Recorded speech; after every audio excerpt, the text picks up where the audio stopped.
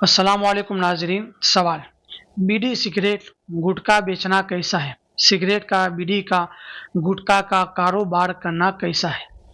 तो उसका जवाब ये है कि बीड़ी सिगरेट गुटखा का कारोबार करना हलाल है, जायज़ है, हराम नहीं है, लेकिन मकरूह तंज़ीही है। चूँकि बीड़ी सिगरेट से, गुटखा से आदमी की सेहत और तंदुरुस्ती खराब होती है, उसके नुकसानात हैं। बीड़ी सिगरेट पीना, गुटखा खाना और इसी तरह बेचना ये मकरूह तंज़ीही है।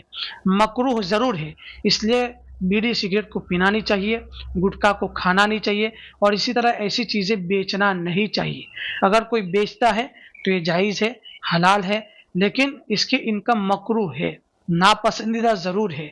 इसलिए इस तरह का कारोबार करने से भी बचना चाहिए और बीड़ी सिगरेट गुटखा खाने से भी बचना चाहिए। जितना हो सके इससे गुरेज करे और बचे। भाई बोल रहे थे कमेंट के अंदर किसको हराम कर दो मौलाना, तो याद रखिए कि हराम करना, हलाल करना ये किसी मौलाना या किसी आलिम का काम नहीं है। शरीयत के मुताबिक फ़ैसला देखा जाएगा कि शरीयत इसके बारे में क्या कहती है। जो भी चीज़ है तो उसके अंदर क्या चीज़ है, उसके अंदर कितना नशा है, क्या है और किस तरह की चीज़ है, शरीयत के नज़र में उसको देखा जाएगा। कोई आलिम, कोई मौलाना हलाल हराम नहीं कर सकता, शरीयत के मुताबिक देखा जाएगा। जैसे शराब, शरीयत ने उसको हराम कर दिया। शराब के बराबर में जो भी चीज़ आएगी, जैसे भंग है, चरस है, जिससे इंसान की अक्ल बिल्कुल माऊफ हो जाती है, इंसान बिल्कुल नशेला बन जाता है, वो कहाँ सोया है, कहाँ खड़ा है, उसको कुछ पता नहीं। तो शराब की तरह जिसमें भी नशा होगा उसको हराम कहा जाएगा और जिसके अंदर कम है, मामूली है, तो उसको मकरूह कहा जाएगा, उसको हराम नहीं कहा जाएगा। इसी तरह बीड़ी सिगरेट पीकर, गुटखा खाकर मस्जिद में आना कैसा है?